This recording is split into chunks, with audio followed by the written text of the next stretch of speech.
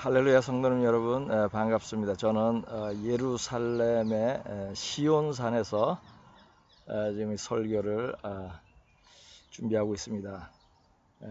오늘은 6월 14일입니다. 여기 날짜로 6월 14일이 오순절이에요. 그래서 하나님께서 세 번 예루살렘에 와서 여호와를 뵈라고 한 날 중에 하나인데, 그래서 제가 시온산에 아침 일찍 와서 기도하고 또 찬양하고 여호와를 뵀습니다. 그리고 지금 이제 설교를 준비하고 있는데, 제가 홀로코스트 그 생존자들을 돕고 복음을 전하기 위하여서도 왔는데, 그 길이 잘 열려서 그 어떤 기독교 단체를 통해서 그들을 도울 수 있게 됐는데, 제가 일요일쯤에 내일 모레 하이파로 갈 것 같아요. 그곳에 홀로코스트 생존자들, 어려운 사람들, 그들 중에서도 매우 궁핍한 사람들이 많이 있습니다. 그래서 하이파로 가야 되는데, 그것은 이제 이스라엘의 북쪽이에요. 여기 마침 어제 뉴스에 헤즈볼라가 이제 하이파를 집중적으로 공격하겠다는 그런 뉴스를 제가 우연히 들었습니다. 근데 그 전쟁을 두려워하는 것이 아니라, 혹시 그 기관에서 지금 전쟁 중이니까 오지 말라 그럴까봐 좀 가기로 얘기가 돼 있는데, 그것이 염려되는데, 하나님께서 하여튼 길을 잘 열어주실 줄 믿습니다. 여러분의 기도가 절실히 필요합니다. 감사합니다. 오늘 하나님께서 주신 말씀은 마태복음 16장 24절입니다. 마태복음 16장 24절. 이에 예수께서 제자들에게 이르시되 누구든지 나를 따라오려거든 자기를 부인하고 자기 십자가를 지고 나를 따를 것이니라. 아멘. 한국 교회는 목사와 교인 간의 차별이 있습니다. 이 차별은 인격적인 차별이나 대우받는 것에 대한 차별을 의미하는 것이 아닙니다. 신앙의 차별을 둔다는 것입니다. 성경 말씀을 적용하는 데 차별을 둔다는 의미입니다. 예수님이 가르친 것 중에 행하기 어려운 것은 목사 같은 주의 종에게만 적용된다고 여깁니다. 12사도 같은 특별한 사람에게만 적용되는 말씀으로 받으려는 그런 경향이 있습니다. 따라서 교인들은 그 말씀을 무시하거나 가볍게 여기게 됩니다. 제가 이것을 알게 된 것은 성경을 가르치는 분들 중에 종종 이러한 고백을 하는 분들이 있었기 때문입니다. 본문 말씀에 대한 적용도 그 중에 하나입니다. 본문 말씀을 다시 보겠습니다. 이에 예수께서 제자들에게 이르시되 누구든지 나를 따라오려거든 자기를 부인하고 자기 십자가를 지고 나를 따를 것이니라. 아멘. 이 구절은 예수께서 제자들에게 이르시되라고 표현합니다. 이 표현을 보고 예수님이 제자들에게만 주신 말씀이라고 해석하는 근거로 삼는 사람들이 있습니다. 그렇다면 그 이어서 표현된 누구든지도 당연히 제자들 중에 누구든지라고 해석할 것입니다. 그러나 누구든지는 모든 사람이라고 해석할 여지도 있습니다. 계속 보겠습니다. 믿는 사람들이 이처럼 주의 종에게 해당하는 말씀과 교인들에게 해당하는 말씀을 구분하는 이유는 목사로부터 잘못 배운 이유도 있겠지만 행하기 어려운 것을 피해가고 싶은 마음이 있기 때문이기도 합니다. 자기 자신을 부인하고 자기 십자가를 지고 예수를 따르는 것은 어렵고 힘든 일입니다. 그러므로 이런 일은 목사들이나 할 수 있는 일이라고 여기는 것입니다. 그리고 자신은 자기 소견에 옳은 대로 살면서 십자가는 지지 않고 편하게 지내려는 것입니다. 그러나 성경은 만인에게 공통적으로 주신 것입니다. 물론 특정한 사람이나 그룹을 지정하여 주신 말씀도 있습니다. 성경에는 왕에게만 주신 말씀도 있고 여자에게만 주신 말씀도 있고 주의 종에게만 특별히 준 말씀도 있습니다. 그러나 그러한 내용은 누구에게 주신 말씀인지 분명하게 언급되어 있습니다. 그리고 성경 내용의 지극히 적은 부분입니다. 그러므로 그 외의 모든 성경 말씀은 여러분 모두에게 주신 말씀으로 이해하면 됩니다. 유월절을 유대인의 명절이라고 표현한 성경 구절이 있습니다. 요한복음 6장 4절을 보겠습니다. 마침 유대인의 명절인 유월절이 가까운지라. 아멘. 이 구절을 근거로 유월절은 유대인의 명절이므로 크리스천들은 유월절을 지킬 필요가 없다고 말하는 목사를 본 적이 있습니다. 그렇다면 십계명도 이스라엘 백성에게만 준 것이므로 크리스천들은 지키지 않아도 되는 것이냐고 그 목사에게 반문을 하였습니다. 그랬더니 그 목사는 아무 말을 하지 못했습니다. 그 목사의 논리가 맞는다면 고대의 유대인에게 주신 절기인 7.7절과 초실절은 왜 교회에서 지키는 것입니까? 7.7절이 오순절이고 초실절이 부활절을 상징하는 절기입니다. 한국 교회는 지켜야 하는 절기와 지키지 않아도 되는 절기를 임의로 정하고 있습니다. 가장 중요한 두 절기인 유월절과 초막절은 지키지 않고 그보다 덜 중요한 오순절은 지킵니다. 성경에도 없는 사순절이라는 절기를 만들어 지키기도 합니다. 이렇게 하는 것은 스스로 하나님을 자처하는 것입니다. 유월절이 유대인의 절기이므로 이방인은 지키지 않아도 된다고 말한 그 목사는 성경을 억지로 풀 것이 아니라 절기 공부도 더 하고 유월절도 잘 지켜야 할 것입니다. 예루살렘에 있을 때 신약 성경을 아는 유대교 랍비와 대화를 한 적이 있습니다. 내가 음식법을 지키고 하나님의 절기도 모두 지킨다고 말하자 나는 이방인이기 때문에 그런 것을 지킬 필요 없다고 말하는 것이었습니다. 그러면서 성경 구절을 인용하였습니다. 사도행전 21장 25절입니다. 주를 믿는 이방인에게는 우리가 우상의 제물과 피와 목매어 죽인 것과 음행을 피할 것을 결의하고 편지하였느니라 하니. 아멘. 나는 이방인이기 때문에 이 성결 구절대로 우상에게 제사 지낸 고기와 또 피가 들어간 단 고기만 먹지 않으면 되고 다른 것은 모두 먹어도 된다는 것이었습니다. 유대인들처럼 음식법을 모두 지키지 않아도 된다는 것이었습니다. 즉 돼지고기도 쥐고기도 피만 들어있지 않고 제사만 안 지냈으면 먹어도 된다는 의미입니다. 예수를 믿지 않는 이 랍비는 성경을 틀리게 푼 것입니다. 예수를 믿지 않으면 성령이 없고 성령이 없으면 성경을 읽어도 바르게 해석할 수 없습니다. 이 구절을 바르게 풀려면 그 당시에 복음 전할 때의 사회적 배경을 이해해야 합니다. 그 당시 예수를 믿는 유대인들 중에는 이방인들에게도 할례도 하고 예수를 믿으라고 말하는 사람들이 있었습니다. 할례는 구원과 상관이 없음에도 그렇게 전하는 자들이 많았습니다. 그리하여서 할례 문제는 이방인들이 복음을 받는데 큰 걸림돌이었습니다. 이방인들에게 할례는 매우 어려운 일이기 때문입니다. 이러한 문제 때문에 이방인에게는 그들의 핵심적인 죄 몇 가지만 범하지 말라고 당부한 것입니다. 그것이 바로 제물로 바친 것과 피가 들어간 것, 목매어 죽인 것을 먹지 말라고 한 것입니다. 그리고 음행을 하지 말라는 당부도 하였습니다. 그 외에 할례나 다른 복잡한 율법을 모두 지키라고 말하면 복음이 전파되기 어려웠기 때문입니다. 이 랍비는 이러한 배경을 알지 못하고 문자대로 해석하여서 이방인은 음식법을 지키지 않아도 된다고 말한 것입니다. 또한 그렇게 말한 이 랍비의 속마음에는 이방인은 어차피 구원받지 못하고 이스라엘 민족만 구원받는다는 잘못된 신앙이 있기 때문입니다. 너희는 이방인인데 왜 유대인의 전유물인 음식법을 따르려 하느냐는 언짢은 심리도 들어있는 것입니다. 이 랍비는 구약만 성경이고 구약 성경은 이스라엘 사람에게만 적용되는 것이라는 사상을 가진 것입니다. 제가 들을 때 그러한 느낌을 받았습니다. 이 랍비와 논쟁은 하지 않았습니다. 왜냐하면 설명을 해도 이해하지 못할 것이 분명하기 때문입니다.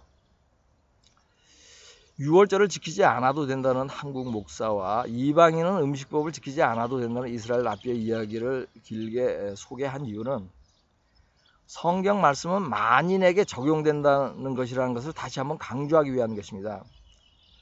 하나님이 모세에게 10계명을 주셨지만 그 계명은 모세와 이스라엘 사람만 지키라고 준 것이 아니듯이 성경에 적힌 모든 진리의 말씀은 모든 믿는 자들에게 주신 말씀이고 믿지 않는 자를 포함한 온 인류에게 적용되는 말씀입니다. 특별한 사람에게만 주신 말씀의 예를 몇 가지 들어보겠습니다. 왕에게만 주신 말씀이 있습니다. 그것은 병마를 많이 두지 말 것과 아내를 많이 두지 말 것과 은금을 많이 쌓지 말라는 것입니다. 신명기 17장 16절 17절을 보겠습니다. 그는 병마를 많이 두지 말 것이요 병마를 많이 얻으려고 그 백성을 애굽으로 돌아가게 하지 말 것이니 이는 여호와께서 너희에게 이르시기를 너희가 이후에는 그 길로 다시 돌아가지 말 것이라 하셨음이며 그에게 아내를 많이 두어 그의 마음이 미혹되게 하지 말 것이며 자기를 위하여 은금을 많이 쌓지 말 것이니라. 아멘. 여기서 그는 앞으로 세워질 이스라엘의 왕을 의미합니다. 이 말씀은 왕에게 주신 것이므로 모든 사람에게 해당되지 않는다는 것을 분명히 알 수 있습니다. 여자에게만 주신 말씀도 있습니다. 디모데전서 2장 11절 12절을 보겠습니다.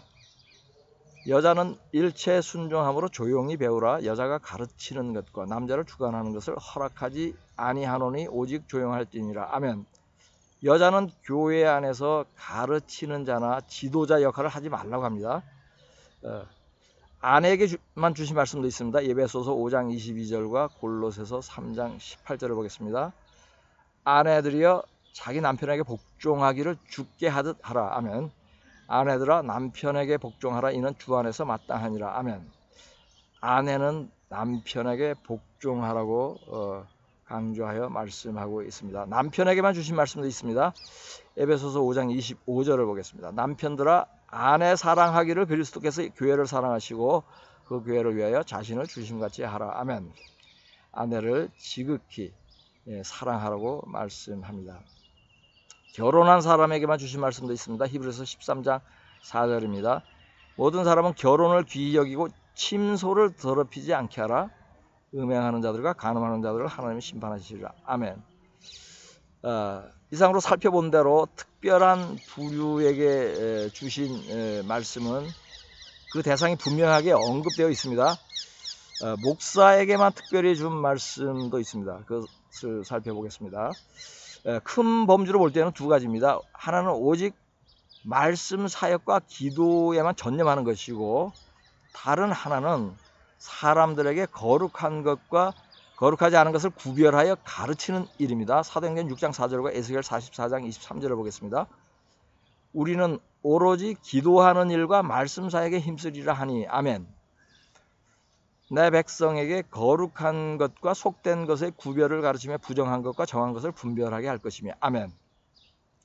목사는 다른 일은 하지 말고 말씀 사역과 기도에만 전념해야 합니다. 이 말씀은 사도들이 구제하는 일을 할 때 주신 말씀입니다. 구제도 좋은 일이고 거룩한 일이고 하나님이 기뻐하는 일입니다. 그럼에도 불구하고 사도들에게는 구제하는 일에 시간을 보내지 말고 말씀 사역과 기도에만 전념하라고 했습니다. 그리고 구제는 집사들이 하게 하였습니다. 그 이유는 사도들은 기도하는 일과 말씀 사역에만 힘쓰도록 부름을 받았기 때문입니다. 믿는 사람들은 누구든지 성경 말씀을 묵상하는 일과 기도에 힘을 써야 합니다. 그러나 그들은 직업을 갖거나 다른 일을 하면서 말씀과 기도 생활을 하는 것입니다. 그러므로 오로지 기도와 말씀 사역에 힘쓰는 것은 목사들에게만 주신 말씀입니다. 목사는 교인들을 가르치고 양육하는 책임과 사명을 가진 사람입니다. 이 직업은 스스로 택하는 것이 아닙니다. 하나님께서 임명하는 자리입니다. 이것을 콜링이라고 합니다. 예레미야 1장 5절과 히브리서 5장 4절을 보겠습니다. 내가 너를 모태에 짓기 전에 너를 알았고 네가 배에서 나오기 전에 너를 성별하였고 너를 여러 나라의 선지자로 세우노라 하시기로. 아멘. 이 존귀는 아무도 스스로 취하지 못하고 오직 아론과 같이 하나님이 부르심을 받은 자라야 할 것이니라. 아멘. 이 두 구절은 선지자나 제사장 같은 주의 종은 하나님이 지명하는 것을 보여줍니다.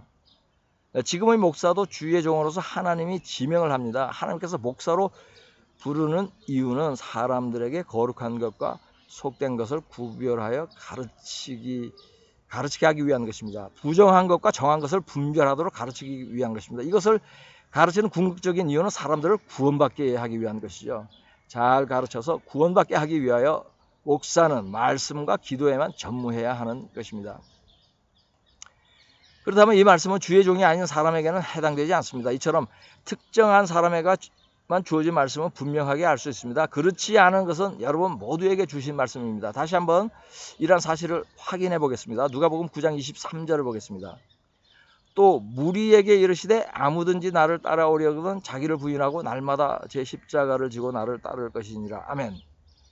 이 구절은 본문 말씀인 마태복음 16장 24절과 같은 내용인데 그런데 한 가지 다른 부분이 있어요. 그것은 무리에게 이르시되라는 표현입니다. 본문에는 제자들에게 이르시되라고 표현하였습니다. 그렇다면 여기서 무리는 누구이겠습니까? 거기 모인 모든 사람이겠습니까? 제자의 무리이겠습니까? 자기를 부인하고 제 십자가를 지고 주를 따르기 싫은 사람은 무리를 제자의 무리로 이해하고 싶을 것입니다. 어찌됐든 무리라는 문구로만은 서로 다른 의견으로 논쟁할 여지가 있습니다. 그래서 다른 구절을 하나 더 보겠습니다. 다음은 마가복음 8장 34절을 보겠습니다. 무리와 제자들을 불러 이르시되 누구든지 나를 따라오려거든 자기를 부인하고 자기 십자가를 지고 나를 따를 것이니라. 아멘. 이 구절도 본문 말씀과 같은 내용인데 말한 대상이 다릅니다. 이 구절은 무리와 제자들을 불러 이르시되라고 표현합니다. 분명하게 제자들과 무리를 구분해서 말씀하고 있죠. 지금까지 같은 말씀 세 곳을 보았는데 예수님이 말씀한 대상이 각기 다르게 표현되어 있습니다. 하나는 제자들에게, 다른 하나는 무리에게, 또 다른 하나는 무리와 제자들에게라고 표현되어 있습니다. 같은 말씀인데 말한 대상이 다른 것을 관찰하는 것이 쉽지 않습니다. 왜냐하면 사람들은 핵심 메시지인 자기를 부인하고 자기 십자가를 지고 주를 따르라는 내용에 집중하기 때문에 누구에게 말하고 있다는 내용은 놓치기 쉽습니다. 그럼에도 불구하고 제가 이러한 사실을 관찰할 수 있었던 것은 이 설교를 위하여 성령이 제 눈을 밝게 열어주신 것으로 믿습니다. 또한 세 가지 다른 대상으로 같은 말씀을 적어 놓은 것이 우연이 아니라는 감동을 받습니다. 지금까지 설명한 것처럼 사람들마다 본문 말씀을 적용하는 대상이 다를 수 있습니다. 사도들에게만 주신 말씀으로 이해하는 사람과 모든 사람에게 주신 말씀으로 이해하는 사람이 있을 것입니다. 그런데 성경의 저자들도 이 말씀을 적용하는 대상을 달리 본 듯합니다. 마태는 제자들에게만 주시는 말씀으로 이해하였고 누가는 무리들에게 주시는 말씀으로 이해하였고 마가는 분명하게 제자들과 모인 무리들 즉 모든 사람들에게 주신 말씀으로 이해하여 기록한 것입니다. 성경을 기록한 사람의 관점이 다르다면 당연히 그것을 읽는 사람의 판단도 서로 다를 수 있습니다. 그러므로 지금 이 설교를 통하여 성경은 모든 사람에게 주신 말씀이고 온 인류에게 모두 적용된다는 것을 가르치는 것입니다. 예수님의 가르침은 한마디로 모든 사람이 예수님처럼 살라는 것입니다. 예수님처럼 살려고 힘쓰는 사람만 천국에 들어갈 수 있다는 것입니다. 예수님처럼 사는 것이 바로 자기를 부인하고 자기 십자가를 지고 주님의 길을 따라가는 것인데 12사도만 이렇게 행하라는 것이 아닙니다. 이것을 배운 12사도들도 주님이 살아있는 동안에는 그대로 행하지 못했습니다. 주님이 죽으시고 성령을 받은 후에 그러한 길을 가기 시작했습니다. 이처럼 직접 받은 말씀도 행하지 않는 사람이 있다면 그 말씀이 자기에게 주신 말씀이 아니라고 여기는 사람이 주님의 길을 따를 수는 없을 것입니다. 이제 성경을 새롭게 묵상하십시오. 말씀대로 행하십시오. 성경의 단어 하나하나, 가르침 하나하나 모두 여러분 각자에게 주신 말씀입니다. 행하기 어려운 것은 주의 종에게만 주신 말씀이 아닙니다. 자기를 부인하고 자기 십자가를 지고 주를 따르라는 말씀도 바로 여러분에게 주신 말씀입니다. 여기에는 주를 따를 수 있는 전제 두 가지가 있습니다. 자기를 부인하는 것과 자기 십자가를 지는 것입니다. 자기를 부인하는 것의 의미는 크게 네 가지입니다. 화를 내지 않는 것입니다. 첫째는 화를 내지 않는 것이고, 둘째는 미워하지 않는 것입니다. 셋째, 욕심이 없는 것입니다. 넷째, 고난을 인내하는 것입니다. 자기 십자가를 지는 것은 주를 위하여 죽을 각오와 준비를 하는 것입니다. 십자가를 진다는 것은 단순히 예수를 믿으면 힘든 일을 감내해야 한다는 의미가 아닙니다. 그렇게 적용을 하죠. 그래서 나의 남편이 나의 십자가이다 라고 표현하는데 그것은 적절한 표현이 아니에요. 성경적으로 십자가를 진다는 의미가 아니기 때문입니다. 생명을 바치는 마음으로 주를 믿으라는 의미입니다. 십자가를 지고 간 사람이 결국 십자가에 죽는 것입니다.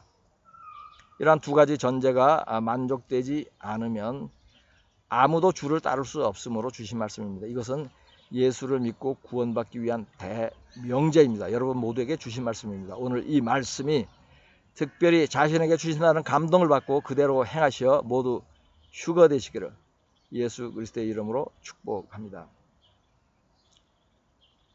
마가복음 8장 34절 말씀으로 설교를 마치겠습니다. 무리와 제자들을 불러 이르시되 누구든지 나를 따라오려거든 자기를 부인하고 자기 십자가를 지고 나를 따를 것이니라. 아멘.